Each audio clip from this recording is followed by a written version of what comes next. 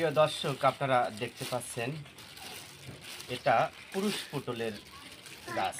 এই যে দেখতে পাচ্ছেন পুরুষ পটলের ফুল ধরে আছে। এই দেখেন, আপনারা দেখতে পাচ্ছেন পুরুষ পটলের ফুল ধরে আছে। এই গাছগুলো যাবে মোটামুটি মানিকগঞ্জে মোহাম্মদ রাজা মিয়া নামে এক ভাই 10টা পটলের চারা চেয়েছে পুরুষ। আমরা তার জন্য জমি থেকে সংগ্রহ করেছি। এখন খুবই অল্প পরিমাণে গাছ বিধায় পাওয়া যাচ্ছে না। আমরা সবসময় বলে থাকি শতকরা 10% পুরুষ পটলের চারা রাখতে হবে। আপনি ফলন যদি পটলের অধিক পেতে চান, সে অনুসারে আপনাকে অবশ্যই পুরুষ পটলের গাছ রাখতে হবে শতকরা 10%।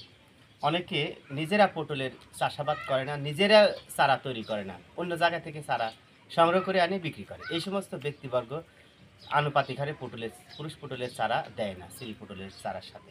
তাই সাবধানতা অবলম্বন করে চারা সংগ্রহ করবেন।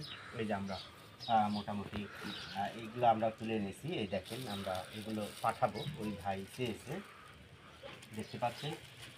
যারা পটল চাষ করেছেন অবশ্যই শতকরা 10% হারে পুরুষ পটলের গাছ রাখবেন। ফলন দ্বিগুণ হবে, আলাদাভাবে পরাগায়নের দরকার হবে না। ভালো থাকুন, সুস্থ থাকুন।